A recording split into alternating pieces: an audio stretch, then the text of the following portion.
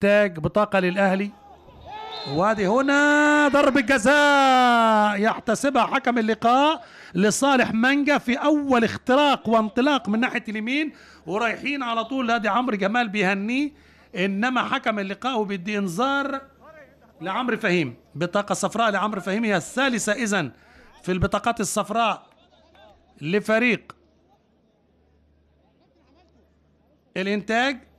ضربة جزاء عرقل احمد نبيل مانجا داخل عبد الله السعيد. هنشوف عبد الله في مواجهه نادر سعد ما الذي سيحدث. ادي عبد الله السعيد في محاوله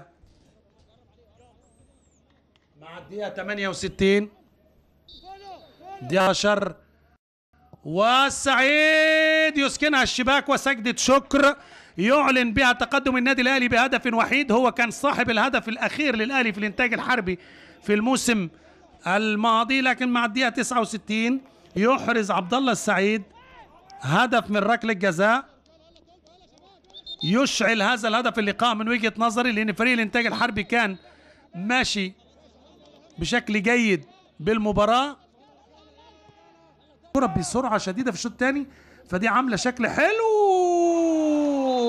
الجول الثاني ابن الألمونيوم القادم من أقصى صعيد مصر عمرو جمال يحط بصمته ويأكد. السنة اللي فاتت جاب جول يا جماعة في غزل المحلة في مباراة عصيبة عصيبة عصيبة في توقيت قاتل. ادي طارق سليمان فرحان، واكيد احمد ايوب، واكيد علي ماهر، واكيد محمد يوسف دخل في توقيت قاتل، خطف الكرة من قدام مدافع، من قدام عمرو ومن قدام نادر. شوفوا نادر يعني بيكظم غيظه، يعني زي ما بيقولوا ايه، ضاغط على اسنانه زي ما انتم شايفين. لقطه في غنى عن التعليق، لكن اللاعب صاحب المهاره، اللاعب الصاعد الواعد صاحب الحماس بيحط نفسه صح ويحرز الهدف بشكل جميل قبل نهايه المباراه ب8 دقائق.